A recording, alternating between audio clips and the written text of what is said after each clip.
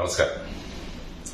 రాజకీయాల్లో యువతరాన్ని, నీతి నిజాయితీ ఉన్న వ్యక్తుల్ని రావాలని నేను ఎప్పుడూ కోరుకుంటుంటాను.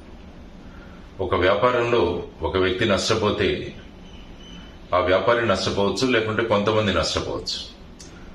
ఒక వ్యక్తి ఆరోగ్యం చెడిపోతే ఆ వ్యక్తి నష్టపోతాడు. కానీ రాజకీయాల్లోకి మోసగాళ్లు, స్వార్థపరులు, అవినీతితో కూడిన వాళ్లు వస్తే మొత్తం సమాజమే నష్టమవుతుంది. అందువల్ల మనకు కావాల్సింది సమాజం కోసం నిలబడి పనిచేసే నాయకులు, అది కూడా యువతరం చాలా ముఖ్యం.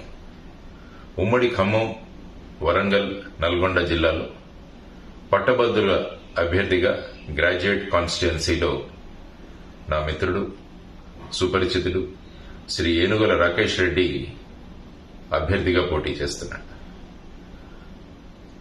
సామాన్య రైతు కుటుంబంలో పుట్టి ఆ తర్వాత బిట్స్ పిలాని లాంటి సంస్థకు వెళ్లి గోల్డ్ మెడల్ సంపాదించి అమెరికా లాంటి దేశాల్లో వెళ్లాల్సిన అవకాశం ఉన్నా కూడా వాటిని వదులుకొని సమాజం కోసం రాజకీయాల్లోకి వచ్చాడు రాకేష్ రెడ్డి.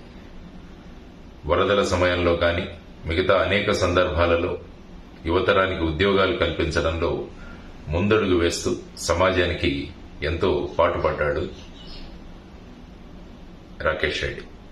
ఈ ఎన్నికల్లో మన పట్టభద్రుల గ్రాడ్యుయేట్ కాన్స్టిట్యుయెన్సీలో తన అభ్యర్థిగా నిలబడ్డాడని తెలిసి చాలా సంతోషమైంది.